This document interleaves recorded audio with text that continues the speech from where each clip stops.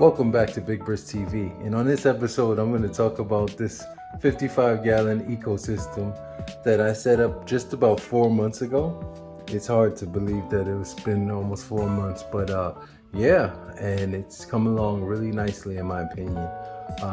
If you're new, welcome, and there's a whole series on this setup from start to where it is now, and so I invite you to go back and check those videos out.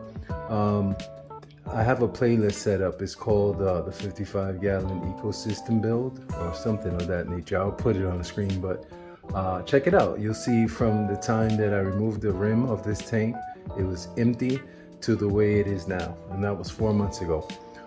All of the plants in this tank have been started pretty much from small cuttings or some small parts, pieces that I bought from various places, and so it's not that difficult if you wanted to have a setup similar to this.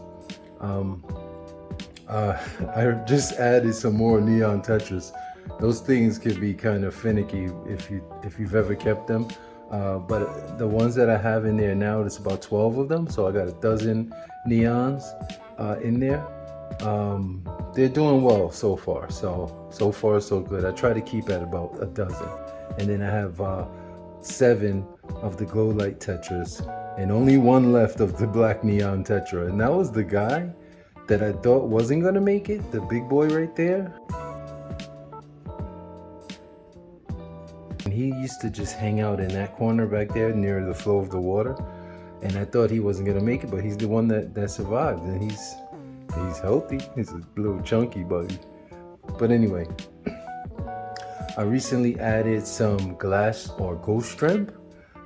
Went to the local Petco and they had them for 99 cents, and I thought they looked pretty interesting.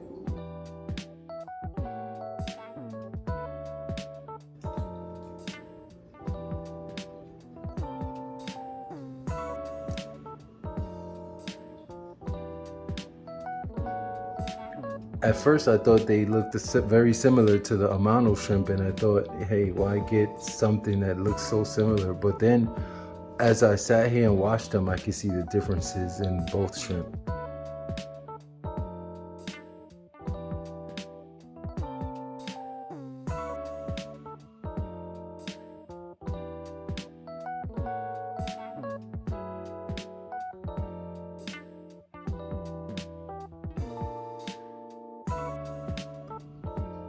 Those ghost shrimp have those really long barbels or antenna. They have 2 sets, one shorter one and one longer one, and then they have that hump in their back, and then the way they swim around the tank, and then their eyes kind of poke out the side of their heads like Mr. Krabs. But they look super interesting, and they're cheap. They can be really tough to keep, so I'm gonna keep an eye on them. But at 99 cents a pop, hey, I thought they would make a nice addition to this. And so, and speaking of shrimp, I've actually seen 4 now of the golden back neocaridina shrimp, so that's great. And I've seen 5 altogether of the blue dreams. Still have the 5 cherry shrimp and the 2 amanos. And speaking of the 2 amanos, apparently I have a pair, male and female, because the female is very pregnant.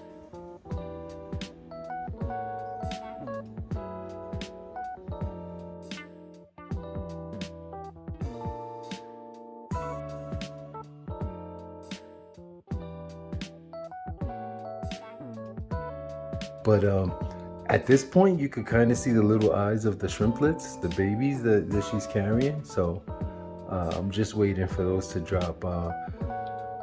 I could probably set up a separate tank with salt water in it and try to catch the babies and raise them or take her out. And I figured at this point, I'm not going to try to go through those gymnastics. I'm just trying to keep up with this one tank.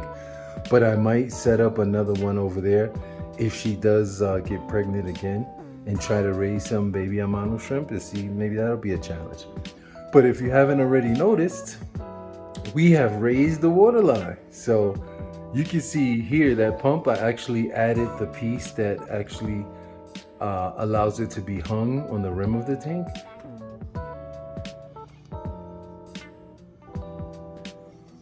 And you can see here exactly how much I lifted it off the ground.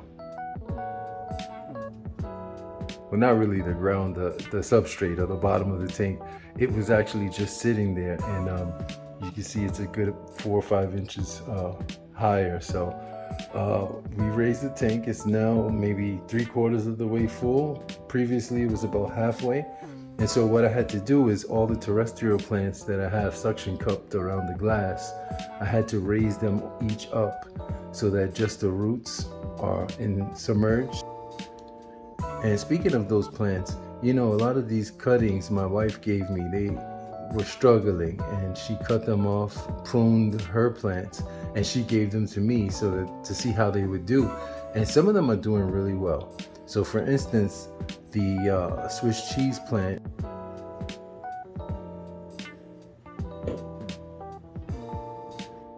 Monstera Andesini over there, I had 2 cuttings, and one is doing really well and one wasn't doing so well, so I had to remove that one. And how you can tell is by the leaves that they put out, but also by the root system.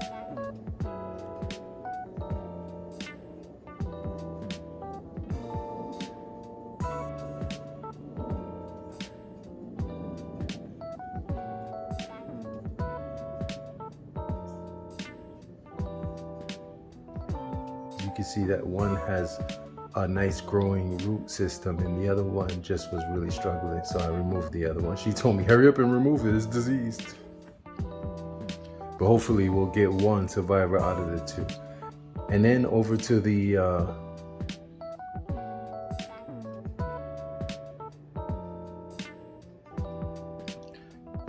Tradescandia Nanook. That plant, you can see the 4 leaves that are there. One I had to kind of lop off, but it's actually shooting out some new growth, which looks very vibrant. And so I'm thinking, you know, with the constant nutrients and then the light schedule, you know, it's very stable because I have this light on a timer. It's getting constant light, it's getting some sunlight through the skylight, and then it's getting the nutrients that it can pull at will, on demand, if you will, out of the water column. And so hopefully that plant will do really well and it'll take off. And my goal is for these things to just spread along the back of the tank. Onto the pothos, the golden pothos over there, you can see we've got like 3 or 4 new leaves.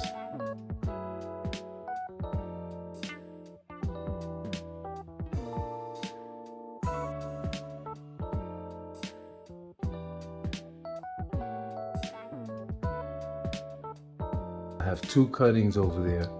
One is doing better than the other, but the other is still doing pretty good. Those leaves up there are kind of browning and curled up a bit, so I'll have to look into that. I know that when the leaves start to curl, it's not necessarily a good sign, but doesn't mean death to the plant. So I'll see what I could do to try to save that. And then the bamboo plant over here, that small little extra bamboo, the bonus bamboo that's coming out, I raised that one up. That's the only one that I have attached to this piece of wood, the little tree, and with one of those little hair clips.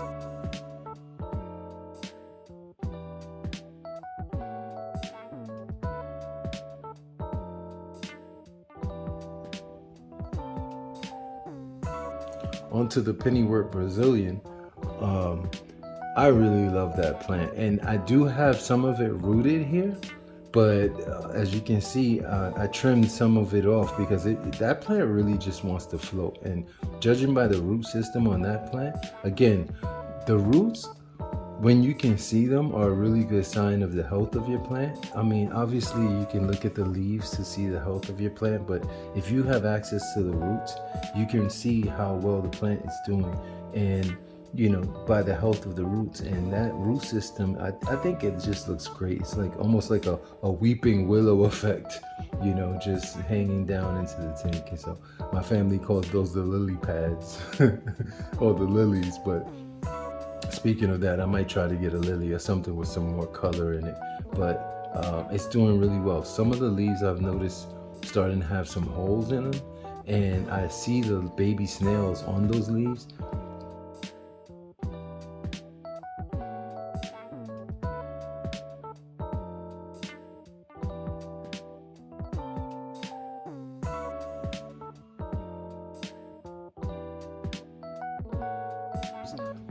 I think it's because it's dying leaves or decaying matter, and so the snails go after that. I don't know if they are actually eating holes into it, so I'm gonna have to look into that. If you know, please let me know in the comments, but I'm gonna do some research. But the plant is growing, so I know leaves do die off, and so when I see that, I try to trim them. And once the snails leave the leaf alone, I'll trim it and remove it from the tank so that the plant could disperse its energy to new growth, and you can see a lot of new growth. What I read is that you don't want to take it and force it to grow out of the water. You want it to do it on its own, because I tried doing that. I tried to drape some up over that piece of wood there, and I noticed that immediately the leaves started drying out. So I guess you can do it if you want to spritz it, but I'm not about that life. I'm just gonna let it do its thing and, you know, poke its head up out of the water. And when it does that, it will flower, get these nice white flowers, and so I'm waiting to see that.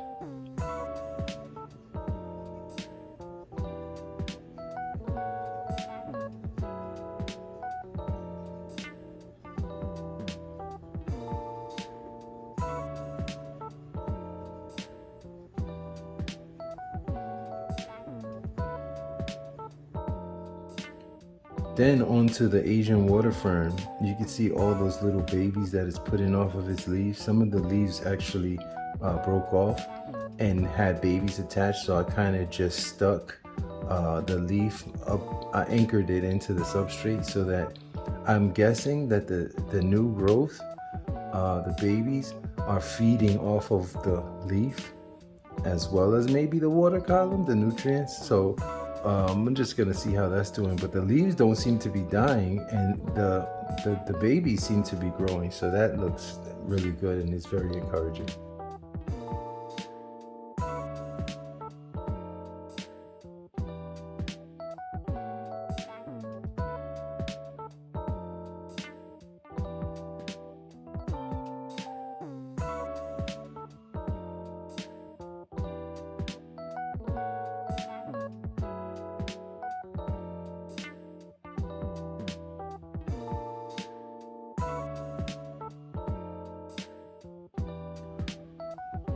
Also with the Luigia, I think that's the Luigia Repens, I'm not sure.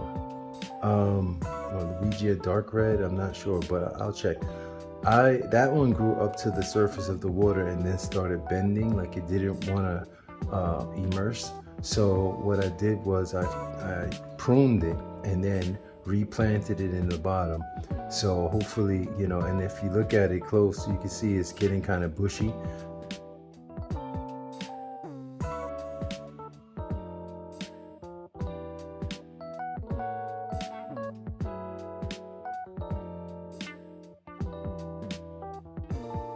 That when these plants grow up, when the leggier or the taller they want to grow, that they're reaching up to the light, and then as they get closer to the light, they start to bush out.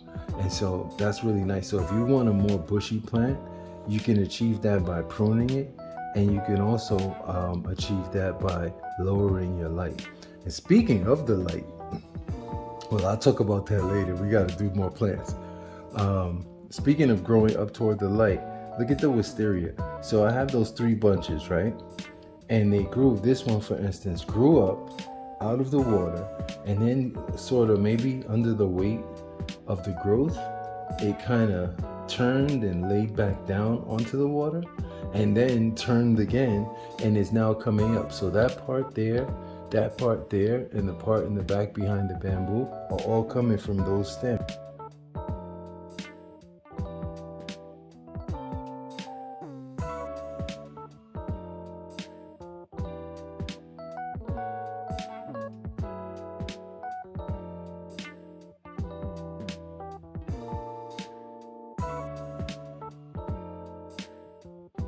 If it gets out of hand, I'll just prune it and then replant it, or, you know, rehome it. But I'm really liking that. It's a nice filler plant for the tank.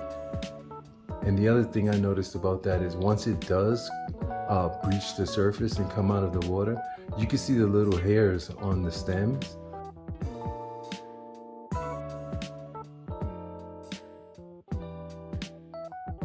Of the plant, whereas that's not visible, or I don't know if it's actually there or if you just can't see it, you don't notice it when it's in the water, but once it comes out of the water, the leaves actually change their shape. You can see here, the leaves are broader, and then over here, the leaves are thinner. So those leaves actually grew out of the water, and these leaves grew in the water and then came up out of the water.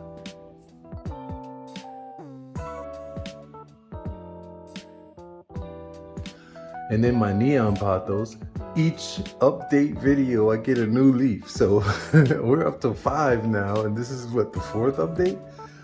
4 months update? Yeah, so we're up to 5 leaves there. That thing is beautiful.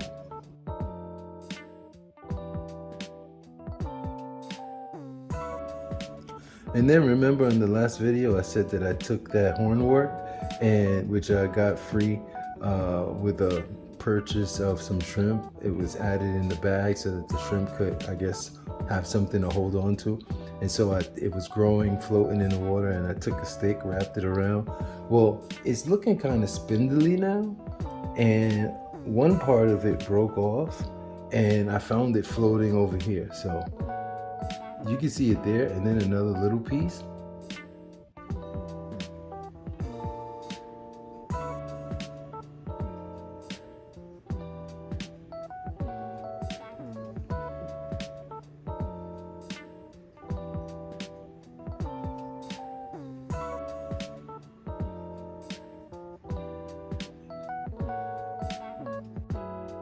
And it's growing much more bushy, I notice, when it's on the surface of the water. Perhaps that's due to it being closer to the light. So yeah, that piece of wood that I added back there is doing a nice job at camouflaging that filter, but with that blue insert and everything, that's not natural. You know, you can tell, but I don't think it takes too much away from the scape. Hopefully eventually that pothos over there will, you know, kind of engulf that filter where you won't even see it at all. You just maybe can hear the water. There's Mama Amano right there. She's nice and fat, looking for some food. And also the Starogene repens, what I did was I found nodes and I pruned it right below the node, each node, and then I took a bunch. So I have a bunch, the original bunch there, I have another bunch over there, 2 bunches over on the left side of the tank, and then another bunch on the right side. I want to see the difference in more water flow versus less water flow.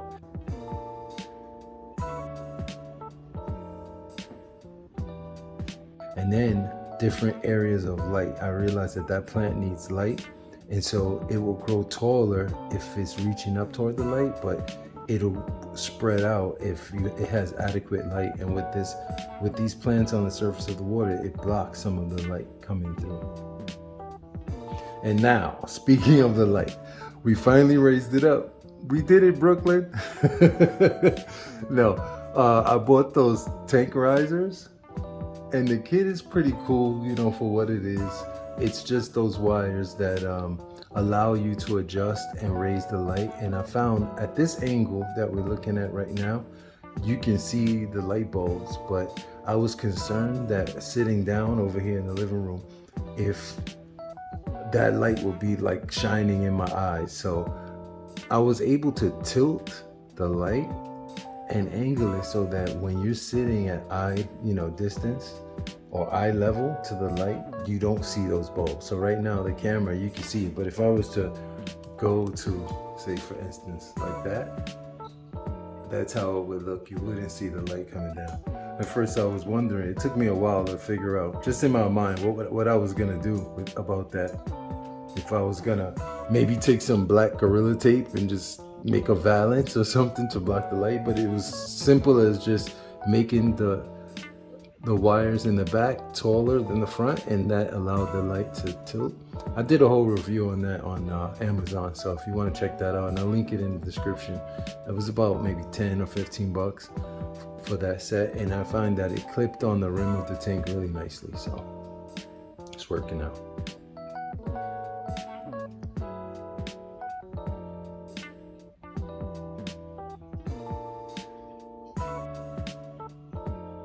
So in raising the water level of the tank, now I get that babbling brook sound again from the filter. I really like that. My goal for this tank was for the plants to be able to grow up out of the tank, but still have a good amount of water in here so that we can have some other aquatic life. So far, you know, with the fish and then the shrimp and the snails, you know, that's good. And one of the things, you know, when you start getting into aquatics, and especially if you've been doing this for a while, I've been doing this 30 years now. This is my first fully planted tank, but biodiversity, you know, that's something that if you're going to have an ecosystem, or you want to have something that you can call an ecosystem, you know, and you want biodiversity. And so with that, you might start looking to add other things, other life forms to your tank, but you could come into some issues when you start doing that, because once you start adding things, if you can control what is in your tank and then limit the amount of hitchhikers that you get, both beneficial and nuisance, then you can have what I call a clean system, you know, where you don't have to constantly worry. When you see people doing research, what is this in my tank, you know, is it good or bad? You know, a lot of times when we go out and we're looking for that biodiversity, we might get more than we bargain for. So I like to keep it simple, you know, keep all the inhabitants happy. We can control what kind of goes on in the tank as far as the food and, you know, the water parameters. And so as long as we can keep everybody happy, we can have a beautiful tank without having a lot of stress and figuring out how we're going to medicate this and eradicate that without stressing everybody else out. Everybody's happy. And one of the, you know, the factors, the alerting factors, let me see. I guess one of the indicators of a healthy system is when you can have things like invertebrates and, you know, say shrimp in the tank for a long time, and then they start breeding. You know that the tank is stable and that it's doing well. And so if you keep it in that area, you know, that range, you should do pretty well with your tank. You don't have to worry too much about it. And that Java moss, I mean, when I first got it, I read that it would take off in your tank, and I was really waiting for it to do that. But, you know, if you look at your tank every day and you're waiting for things to grow, you'll never see it grow. But if you have other hobbies and other interests, and then like me with my cars or whatever else I'm into, and then I make sure the tank is set up, feed the fish, you know, do my water changes, and kind of almost ignore it for a little bit, and then come back. And then when I sit here to enjoy it, I start noticing, wait a minute.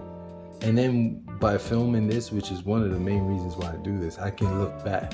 So for instance, you could look back at different episodes of this and see I haven't really moved much. And when I did, I explained where I moved it and why. So you can actually see the growth of the tank. If this is your first time seeing one of this video and you're looking at the tank, you can see if you go back, wow, that plant was way smaller. And then you have a time reference. So you can say that was a month ago or a couple weeks ago or whatever. And then I haven't done a water change in this tank since the last episode. So I know some people do weekly water changes. I don't have a schedule. The inhabitants tell me when I need to change the water in the tank. So it may not look as clear, crystal clear, as it does in some of my other videos. But I bet you as soon as I wrap this video, and I bought one of those orange Home Depot buckets, and it's brand new, so that I could use that strictly for this tank, do a couple of water changes. Let me know in the comments if you like the tank, what you would change, anything you would add, anything you would subtract. And, if you're watching this on the television, you know, a couple of things you can do as far as interaction with YouTube with your remote is you can hit that like button, and you can also hit that subscribe button. And when you hit that subscribe button, that'll give you access to seeing the other videos that I've done on this tank, and you can go to any one you like to see at any point in time how it looked, especially if you're building one along with me. And if you're using this as a template, or if you're using this for ideas, let me know what you took from it, what you did differently. Maybe I'll set something up in the community page.